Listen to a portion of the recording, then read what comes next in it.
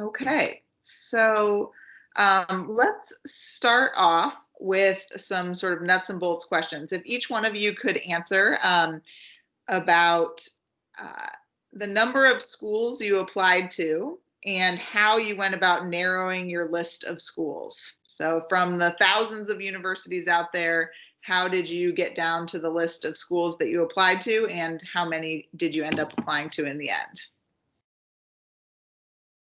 So feel free to jump in. Oh, I can start. This is a hard question. In the moment, it was very stressful to narrow down from all these choices that you're given as far as colleges. I remember getting all these emails from the college board after you take the SAT. So many emails there. Um, I applied to, I think, 6 schools. Some I had a greater interest in, some I didn't have such an interest in, but I thought it was just good to apply to that many to make sure if I would get in somewhere. I guess how I narrowed it down is I toured, which I know is hard for you all because a lot of stuff has gone virtual. But I also did my research on like the stats of the school, how's campus life and all that. And I eventually narrowed it down to 2, and I am attending one of my top 2, so that's how I narrowed it down.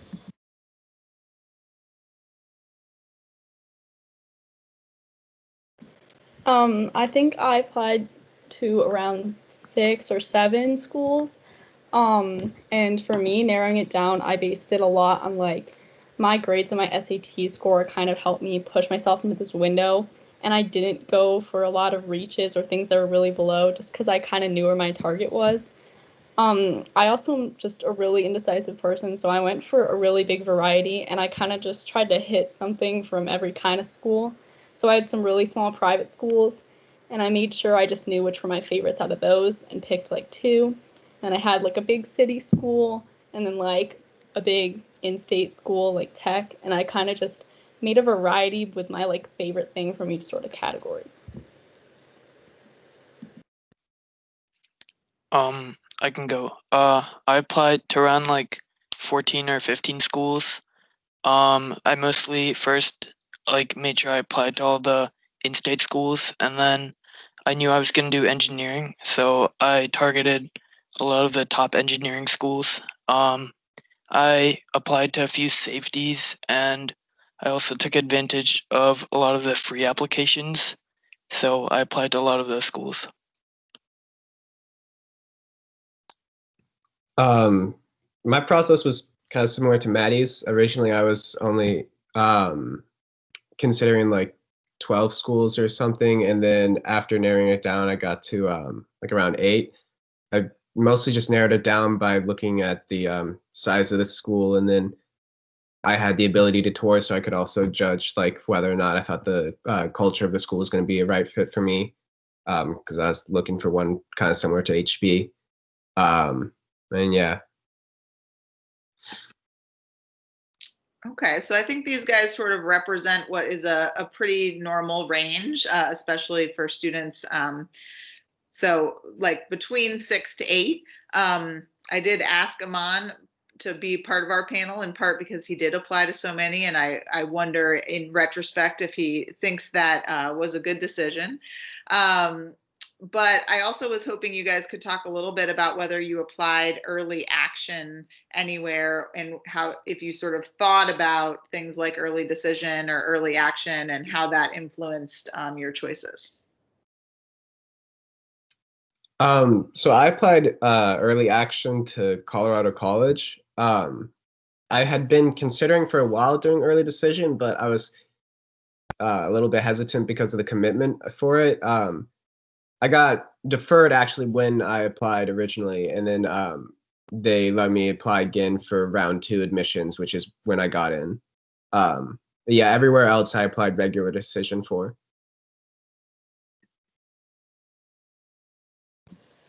So I personally applied, I think I was an even split. I think I did 3 early decision and 3 regular decision. My best piece of advice for everyone is don't panic apply somewhere, because I panic applied to VCU and the next day I got into JMU. So trust your gut, and it's okay if you don't know right away. But if you do have a good feeling, that's fine. So I think I was pretty even split between early action and regular decision. For me, the idea of making a commitment was way too much, so I did not consider early decision like at all. I did early action to UNC because it made my chances a lot higher. And for Pitt, it's rolling admission, which was a really awesome thing because you can apply as early as August. And so I applied pretty early to Pitt around October, and I heard back in November. And so it was the first school I heard from, and I kind of had that all along. So it was a really nice thing to know. I applied to UVA and Virginia Tech early action just because they were in state, and in retrospect, that was good plan because I think Virginia Tech filled all of their engineering spots early action, so sometimes it's good to apply earlier. And then as I researched more colleges, since I hadn't really started over the summer, I kept applying. So Okay, good. So Maddie talked a little bit about sort of a piece of advice that she had for everyone. So before we get to that, could each of you talk a little bit? Is there a website or a tool or something that you used that you would recommend to students and families that are on this call that was useful to you to either narrowing your colleges or kind of learning about different colleges and universities, things that you think would be a good resource that people might not know about, or that they might know about, but you would say you should definitely do this? One resource that I used was, I think it's called niche.com. And so you can like look up whatever school that you want to check out, and it gives you like if you put in your test scores and your GPA, it gives you like a scattergram of, people who have gotten admitted, people who have gotten rejected, and places you want that, which was helpful for me kind of getting an idea of, is this school going to be a reach for me, or is this school like kind of within my range? And then it also gets reviews from people who have been to the school on like things like the food, the housing conditions, like the culture of the school, and all that kind of stuff. So I thought it was like kind of a well-rounded resource for kind of getting like a good idea of what this school might be like, and if you're like a first time check, just to see if this is like a place that you even want to consider. For me, I used niche a lot too because it was nice to see people's perspectives. But I do have to warn that review section can really suck you in. And I had some moments where I was like scrolling through all the negative reviews and freaking myself out for no reason, because sometimes the school just isn't right for someone and you cannot base your decision on some random people's opinions. So I say look at niche for some help, but like don't get into the review section too much because it can be really bad. So similar to Isabel and Jamie, I looked at niche, but I also used, I think it's in Naviance.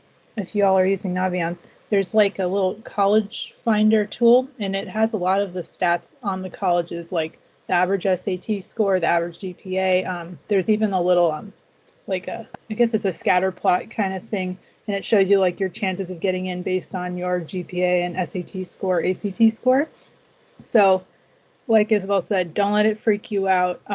Definitely find all the sources you can. I actually like to watch YouTube videos of like day in life at blank university. It kind of gives you a student's perspective of everything. So that was kind of an unconventional way I figured it out. yeah, I also used niche on Naviance. Naviance was especially helpful because it gave me perspective on like what kind of college that is to me, whether it's like reach, target, or safety. I also spent a lot of time on like this specific website, like trying to figure out what kind of job opportunities they have and like clubs, and like the overall feel of the school. Yeah. And yeah, like don't like everybody's different, so everybody's gonna have a different experience. And finally, I also used Reddit, but it's like um it's helpful for some schools. Okay, good. So I would, echo, I think niche is something that like is very student oriented and helps to give a little context. Naviance, everyone should and will be using over the next few months. And so but I do think Naviance is very like numbers driven. So it's sort of like you're a match on this basis. And then you can also use things like niche and YouTube and the college websites, and some of the even old fashioned like college books to help you kind of get a sense of the more intangible things about a school and school culture. All right, so a little bit into some nuts and bolts. So, would you guys talk a little bit about how you approached writing college essays and sort of what worked for you, what didn't work for you, things you would advise doing or not advise doing, but kind of talk about when did you start, how did you get going, how did you sort of structure your time as you embarked on that writing process?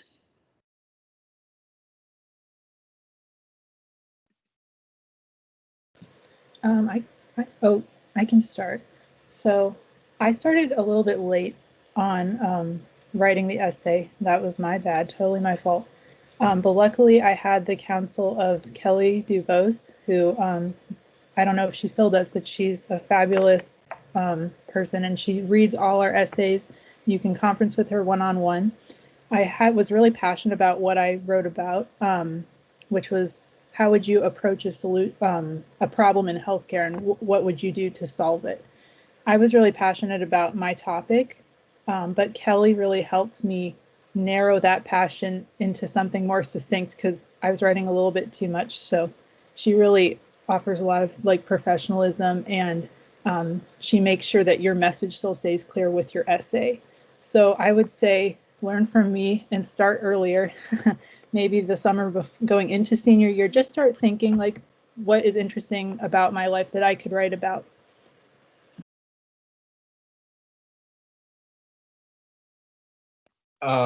One thing that I did a lot when I was preparing for writing my essays was keeping a notes app of just, when I was in school or something and I had an idea of something I could write about for one of my college essays in case I didn't want to forget it. So I'd write it down in my notes app, and that actually helped me a lot with keeping track of my ideas and, knowing which would be right. And I actually started early with my essays, which I thought was really helpful because it helped me, um, you know, get an idea of how much help I need with, say, my Common App or something. And then having Kelly was incredibly helpful. So I definitely recommend using Kelly.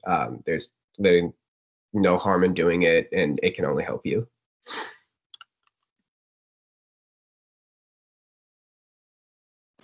Yeah. For my main Common App, I probably went through like 5 different beginning drafts or like ideas for what I was gonna write. So really don't tie yourself down with what you think you need to write, and like just try out a bunch of different things, because sometimes I would think it was a really good idea and I'd start writing and I just didn't have enough to say about it. I also use Kelly, and she really helped me, and it was nice to have someone who's not your family or your teacher or even knows you at all just to read over your essay and have like a really fresh perspective on it.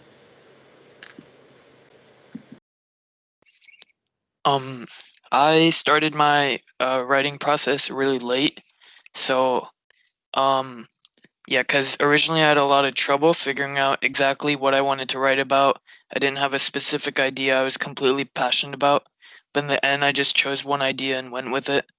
Um, like I'd say I like made like over like 15 different drafts of my Common App, and it took a long time, but I relied on like family to help me to review it. Like I got as many people to read it as possible, and then I took every a comment and suggestion and like went along with it, and like don't be hesitant to take out anything. In the end, you're just trying to like appeal to the colleges to look the best you can be. So yeah, and I would recommend starting earlier, so that you can have time to focus on the other like smaller essays that each school requires of you. So Yeah, I guess that I'm curious if anybody, not all of you need to, but if any of you want to like sort of comment on that, like the difference between your main Common App essay and having to like divide your time between that and writing other supplemental essays. I think if you like really know you want to apply to a school, you should just go for their essays right away, because throughout my process, I thought of more schools I wanted to apply to, and I was like, shoot, now I have more essays to write, and I knew I wanted to do the other one from the beginning. I could have gotten that done. So they do start to pile up if you're continuing to think about things, and if you know you're going for a school, try and get that done soon. Also, kind of random, I think this is always the same, but Virginia Tech does these really small essays that were super hard for me, and I was like, they're so short, it won't take me any time, and they took so much effort for me. So don't underestimate the really small ones, because narrowing down your thinking can be just as hard as writing a long one. I completely agree with you, Isabel. I, again, was not the most graceful in my process of writing essays. I definitely put more attention onto the big Common App essay that you submit to every school. But I wish I had paid more attention to those supplemental essays, because they're so helpful in the school getting to know you. That's really where they see your personality come through and what your interests are. So make sure to make those as strong as you can, and definitely get people, whether it be like your parents or just a teacher or a friend, to proofread it and make sure to have a lot of people read it, because they're really important, and do not underestimate them.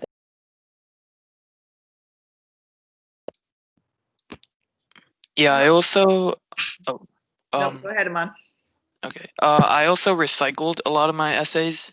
I found a lot of the prompts were similar, and that proved to be really helpful, because sometimes it took a lot of effort to like jot down a new idea and actually make it meaningful. So recycling the essays was helpful. Oh shoot, yeah, I think that's it. Yeah, so I think there's a lot of nuggets that are really key in what these guys talked about with essay writing. I don't know if they would agree, but I would say after narrowing down your choices, that writing process is the most challenging part of the college application process. And I think they gave some really good advice that I would, just highlight this idea of making sure that you really have a list of all of the essay prompts so that you can, where it's possible, like Aman said, use the same essay to answer multiple prompts, and that really you're the one that is deciding what you want the school to know about. So even though Maddie was writing about a healthcare issue, what she really wants and what they want is to know a little bit more about Maddie. They don't need to know the nuts and bolts of the healthcare issue. They want to know how she approaches things. And so remembering to keep the prompts as wide as possible. I also want to echo what Jamie said about just sort of keeping a list on your phone of things that happen in your life or that have happened in the past. There's a bunch of 10th graders on here now. If you start writing some of those things down now, you will have a great list when it comes to the summer before senior year. And when you're looking at a blank computer screen and you're like, I have nothing interesting to say about my life. And then it turns out you really do. But it's hard in that high pressure moment to think of those things. And so if you can go back to that list of thoughts, that can be super helpful. So that is definitely something I would advise people to start doing, whether you're a 10th grader or an 11th grader. Another thing that they all mentioned was Kelly DeBose. Kelly is a former HB Woodlawn English teacher, and we hire her every year to spend time at HB Woodlawn conferencing with students. And I'm sure these guys would probably did this too, but she mostly does a lot of her work back and forth electronically. And so she's just a real tremendous resource for our seniors. And so 11th graders, you'll be introduced to her in like May or June of this year in your English class, so that you have access to her over the summer and into the fall as you start working on your essays. Casey, if I can add one thing about the essays too, just for sophomores and juniors, as you're doing this and kind of what Jamie's suggesting, writing things down, I found, and I think I remember having this conversation with Isabella as she's writing, like it's hard. You want to like tell people the things about yourself, but you need to be able to show them with an experience or an event or a thing. So as these things happen to you and you're like, that's a moment where I was, whatever the characteristic is you want to be telling colleges about, like write that down so you have a starting point, because I think a lot of people fall into that hole of like telling a long story around of like, and then my friend did these things, and it throws things off. So the more tight you can keep it, it's a great idea. Okay, so my next question is, what advice do you have for our current 11th graders? If there's something you wish you had done but you didn't, or that you're really glad you did, or like what they should be thinking about January of 11th grade.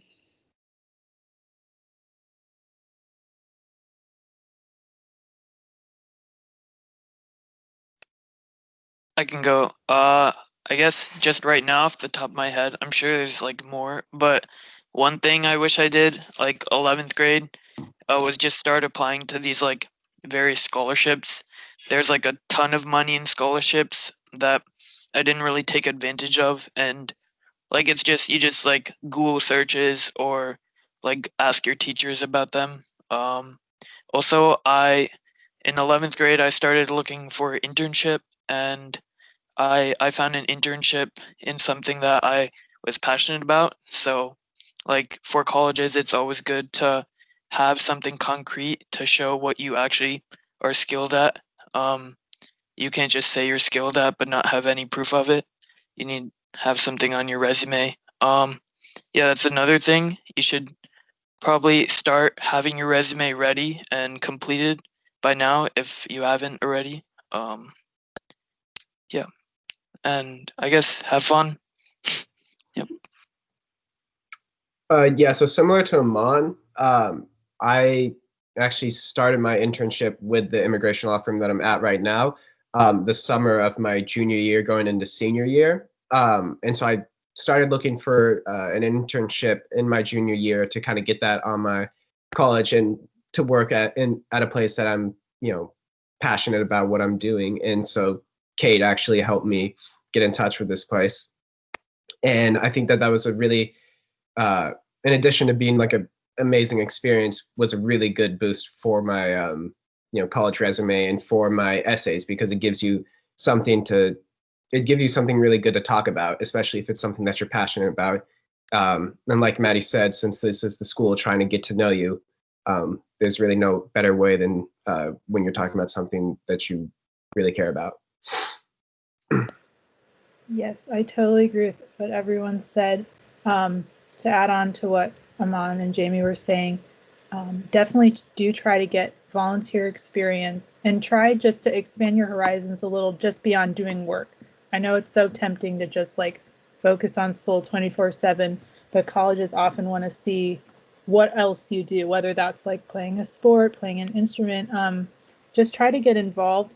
And I know I could say a million other things to do, but definitely try to start like making relationships with your teachers and thinking about which teachers you would like to write your letters of recommendation.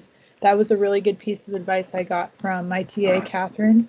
She told me to start making lists early, and that was really helpful because then they can just have it on their radar, and they need to be prepared as well because they've got a lot of work on their plate. So it's helpful for both of you guys. I agree about like taking the initiative to go do something and like have an experience with something you really care about. I remember, I think junior year, I just really wanted another thing to be doing and something I care about. And I started talking with someone at the Cherrydale Library right next to HB, and I ended up volunteering every week reading to kids there. And it just ended up being something I wrote one of my essays about, and a really cool experience.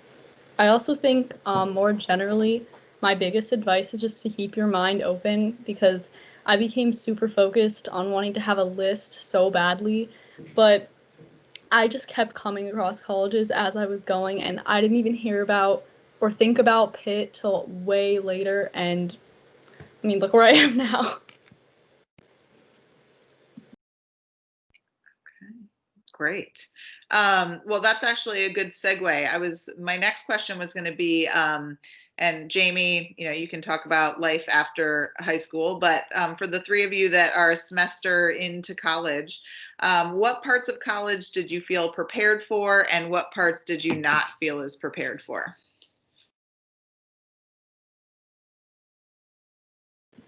I think one of the hardest things in college is can be the workload for some people. And I think now people at HB are working on the PSP a little earlier and stuff, but I would say really take advantage of that experience and learn from it, because that essay is how all my essays in college are, and really stretching out the process and looking at how you do the research, how you incorporate it into your writing, and how you find useful sources ended up being so helpful for me. So I think really taking advantage of that and learning from it has prepared me a lot for my college work. Yes, absolutely. The PSP, though it may be a pain in the moment, is so helpful. And I think HP prepared me a lot to lead in my classes. I'm in some smaller classes, and I think it's HP, because it was so small and everyone knew each other. It helped me become comfortable speaking in front of other people, which I wasn't before I came to HB. So that was great. But I don't think any high school can prepare you for the rigor that is college. It's just something different, midterms, finals. But my best piece of advice would be just to try to focus on the present and just do your best, and it most likely will be okay.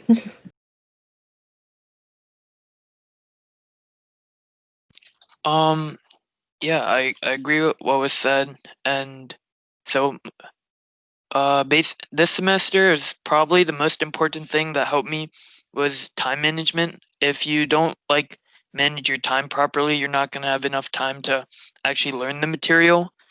I changed my mindset in college, where I went to learn instead of getting good grades. So that required me to put more effort and actually show interest in the material I was learning. I thought, to some extent, HB, because we don't have finals, we don't have midterms, I wasn't caught off guard, but I thought there was a learning curve that I had to adjust to. But I think tests like AP tests or SAT, they help you adjust to the midterms and finals. Yeah, it's all about knowing how to study and how to study effectively, so that you can have time to actually participate in the clubs and hang out with friends.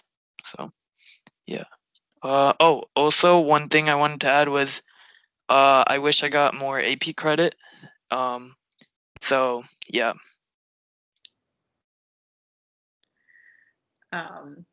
You mean you wish you had studied more for your AP exams? Yes. I wish I had got a good enough score to get credit. Yeah. Because right now I'm taking all gen ed classes with material that I basically know, instead of jumping straight into my engineering courses, and I feel like I might be wasting time, or not necessarily wasting time, but I could have used my time better. So Thank you. That's great. Jamie, do you want to talk a little bit about your decision to do a gap year, which you were going to do even before there was a pandemic? So maybe talk about why you made that decision to do a gap year. Yeah, I think I made my decision to do the gap year in fall or early winter. A big reason why I wanted to do the gap year was because I was really passionate about the work that I was doing there, but also I kind of wanted to get the experience of work and kind of like I guess, the maturity that comes along with that before going to college, because I feel like that'll help prepare me better for, some of the more intensive and stressful parts of college. And I also thought that the skills that like I will a lot of the work that I do right now is research related, and so Isabel said about the PSP, a lot of college work is researching effectively, and I feel like that my gap year and my work right now is preparing me a lot for that kind of stuff at college. Okay, so I have one more question, and then I'm going to turn it over to people who are here to start sharing questions. So my last question is about whether or not, and so also audience members, feel free to start putting questions in the chat, and Kate and I will be able to look at those questions. But the last question that I will ask for our panelists is, once you had gotten into a number of schools, how did you decide which school that you ultimately decided to go to?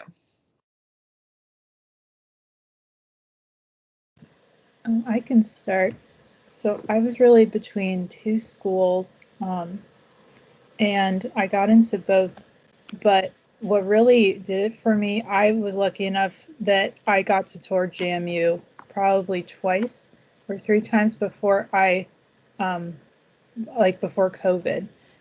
So I really based it on like my instinct that I got during the tours, which I know is hard for you all. But I think when you're at the right place, and it's okay to have like the I know feeling at two schools. That happened for me. But I guess my decision was more philosophical. I was thinking like, where would I really love to go to school? Where do I really resonate with the community? And where's a place that has good academics for my major? So my decision was very agonizing for me, but I think I made the right decision, and really trust your gut, and where you think you will like to go to school is probably where you're meant to be. For me, it really was a gut feeling, because I've always been more of like what you would think is like a kind of smaller school type of person, and my mom would always say like HB is so perfect for you, and I had such a great time at HB, and I think the small school experience is really important, but that made me think that I really needed to go to a smaller school, and I kind of had the idea in my head. But I went into the quarantine having not decided, so I had a lot of time just sitting around, and I found myself watching the most YouTube videos about Pitt and getting the most excited about it, and I realized without even really knowing that that's truly what I was most excited about and where I wanted to be. And it was just kind of in there all along, but you really have to just think about what feels right.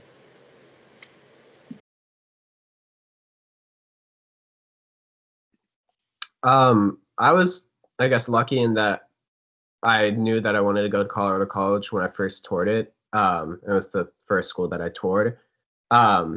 So after like all my decisions had come in, I was really only deciding between Colorado College or Skidmore, and I just went with Colorado College because I guess that had been my top choice for like pretty much the entire time. And Jamie, there's a follow-up question in the chat about that. Then once you made your decision, did you go ahead and did you defer then to come back this coming fall? So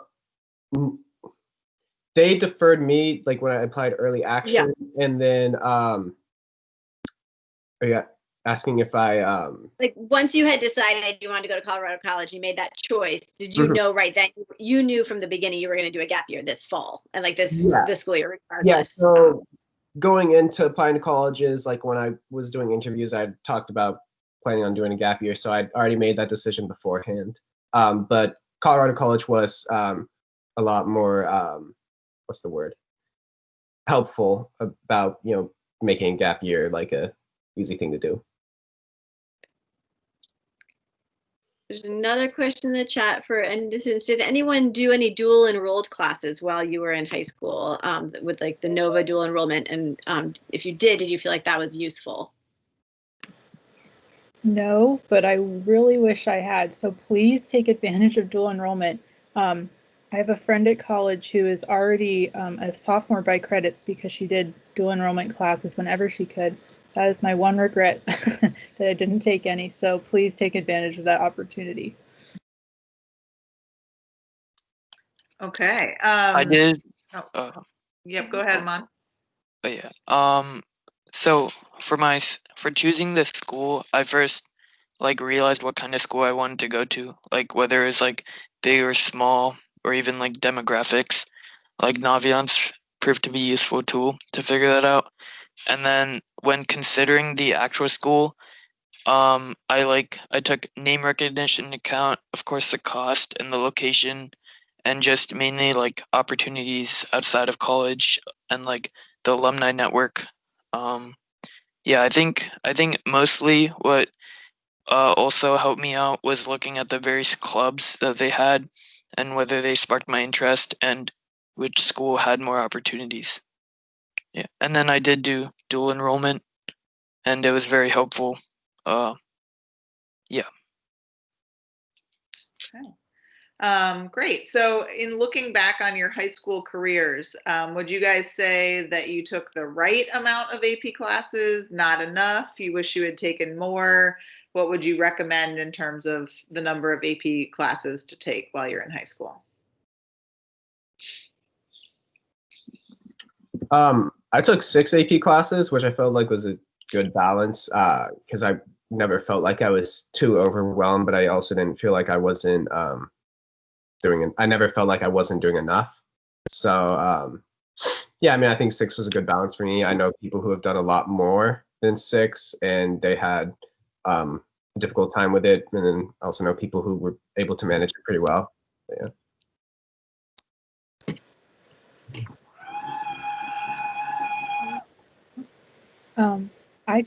I think I took around 9 or 10.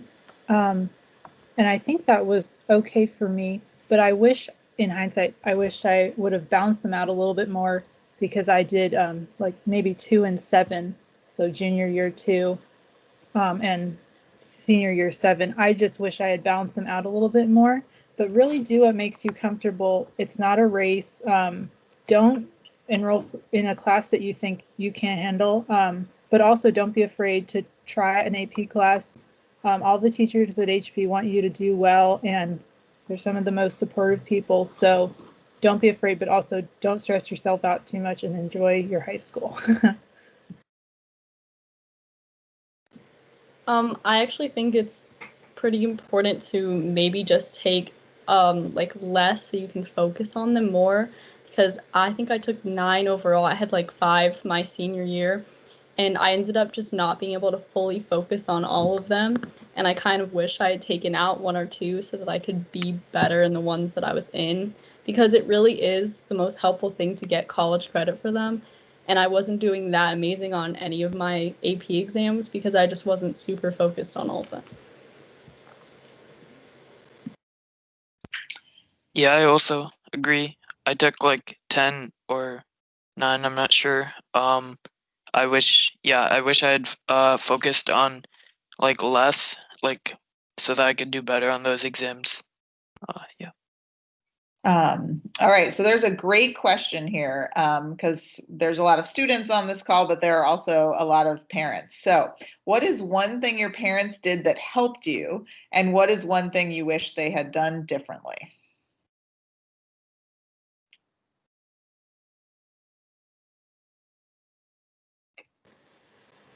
I think, I don't want to criticize my parents, but I think something they did that really helped me was get me touring as soon as possible.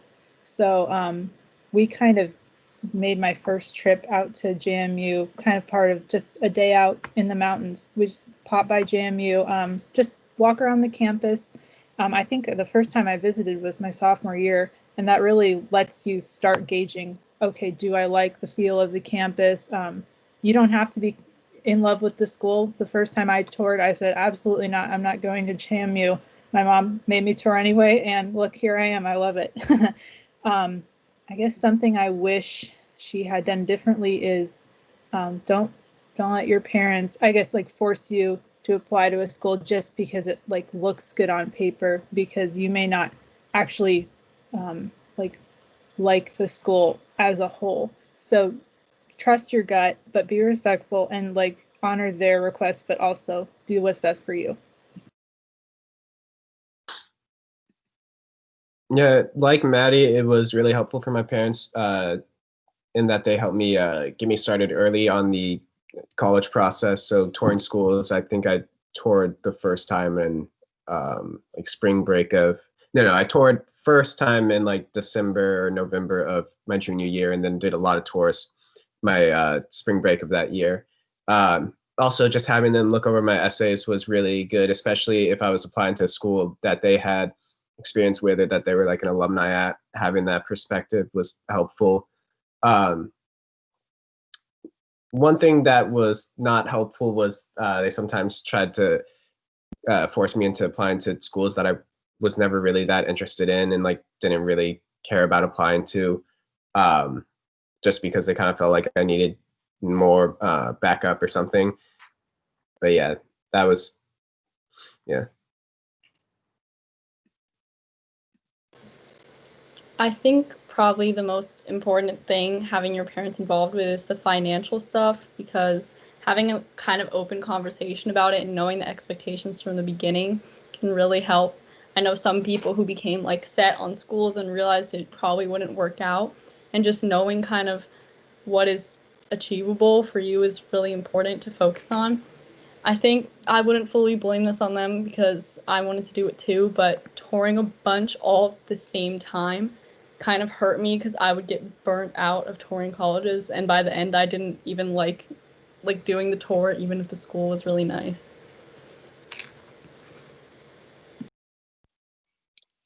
One thing my parents helped me with was giving me connections to people at at the colleges.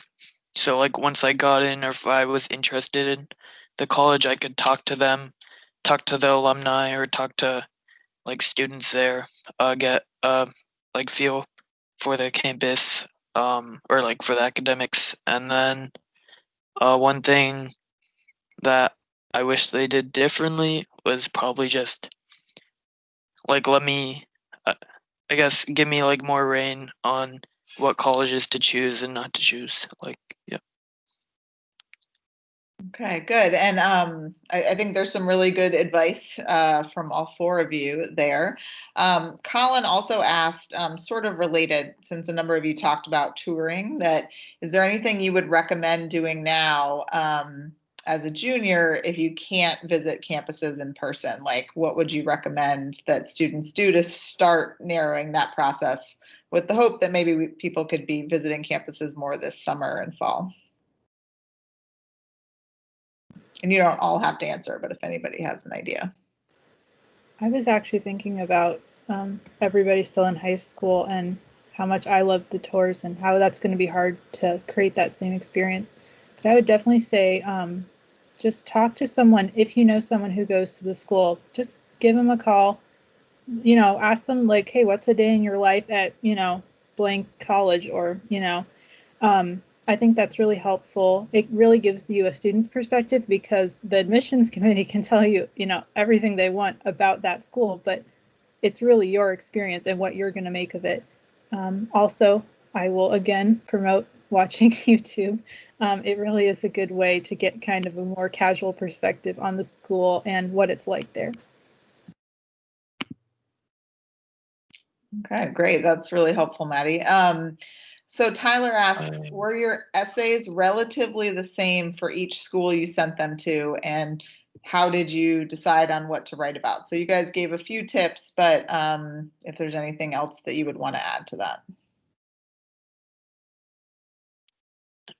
When I was writing my essays like specific to my supplementals, I often try to write my essay from the frame of like how they're looking at me, and I try to write my essays in relation to like extracurriculars I've done, so it makes more sense as like my application as a whole.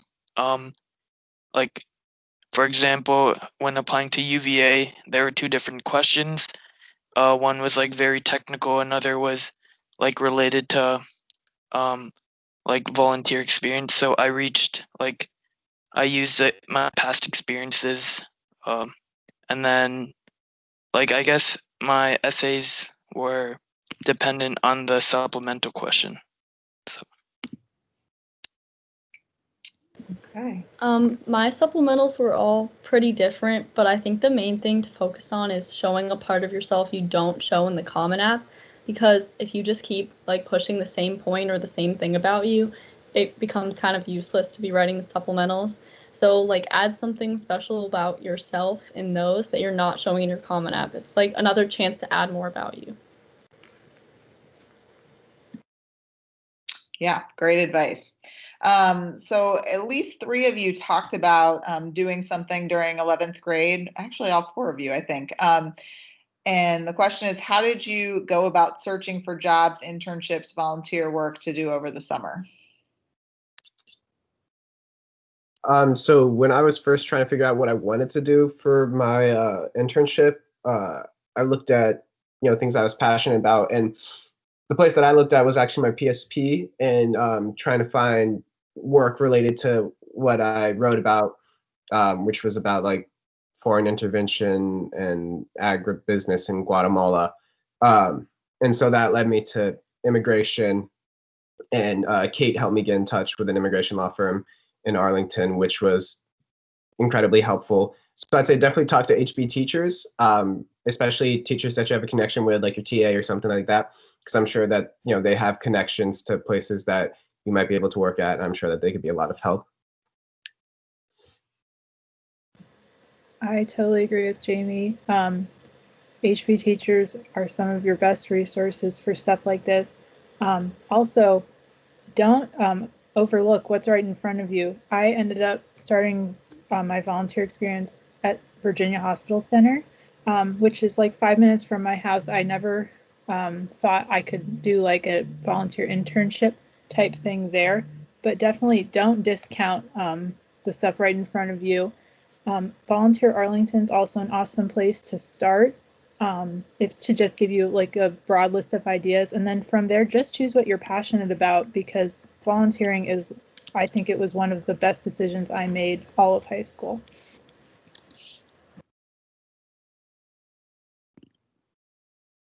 I think Isabel talked a little bit about what she did. Aman, do you want to talk a little bit about your process there? To be honest, I don't remember a lot about how I got my internship. I just know I checked my emails daily, and I did a lot of research on Google, and like made sure to sign up for like put my email down to get like more information, and then through that process I was able to find an internship that worked for me. Yeah, I guess just search about things that you're passionate about. Okay, I guess I'll just open it. I'm going to type an answer about dual enrollment in the chat, but if there's any other folks that are on the call that would like to speak up and ask a question.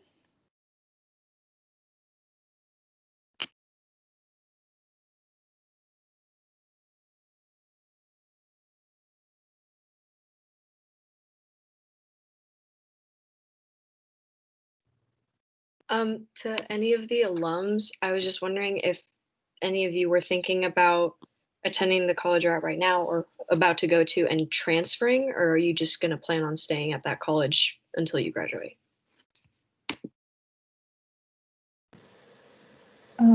Personally, I was never thinking of transferring. Are you referring to like doing 2 years at one school? If you're referring to that, like doing 2 years and then doing the last 2 years at another school.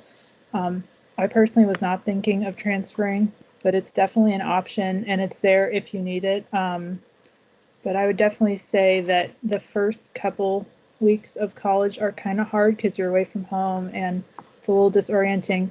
But if you're thinking of like transferring out based on that experience, definitely wait and give it a try, because I promise it will get better.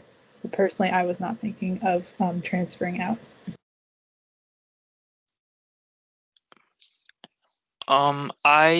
I'm currently keeping my options open, and going into Georgia Tech, I knew since it was out of state, and like there are like other factors, I just need to keep my options open. So I guess like, yeah, don't be afraid to transfer, regardless of what situation you're in. Just listen to what you want to do and what works best for you.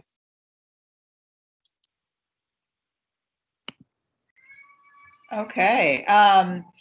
So I guess those are the main questions we have. I just want to echo one other thing, and Maddie talked a little bit about this, and it's a little different when we're all in person, like in the library together. But part of why we do this is because one of the greatest resources you have as HB Woodlawn students is your network of former HB Woodlawn students. And so I would say that that is really a great place to start, especially if you can't go on a tour.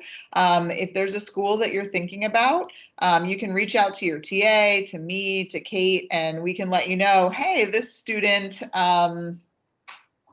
this HB Woodlawn student, former student, is a freshman or a sophomore or a junior.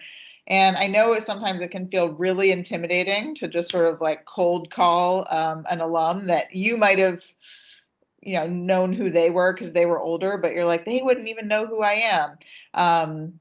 I think I speak for all of them and alums from many years previous that they would love to hear from an HB student. So, you might not have ever known Isabel, but if you sent her a message and said like, hey, I'm thinking about Pitt, tell me all about it, she would probably love to have that conversation with you. So if your parents are like, hey, you should reach out, and you're like, oh, that would be so awkward. Part of why we do this night is to remind you that all of these HB Woodlawn alums are here for you, and are here as a support and a resource, and a window into the college application process and the different colleges that they all attend. So I want to take a minute to just thank Maddie and Aman and Isabel and Jamie for being here tonight. And we had a couple other folks lined up, but I think you guys did a really good job of just sort of like talking through the experience. And I just always appreciate your honesty and the stories that you have to share. So thank you to all of you.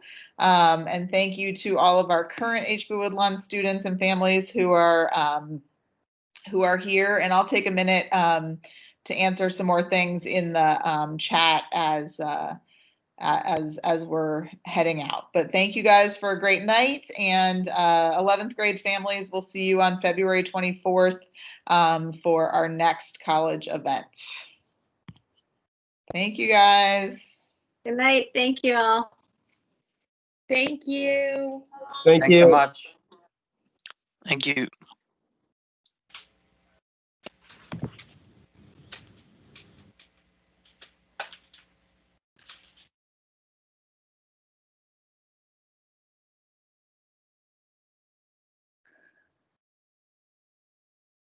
Thank you, guys.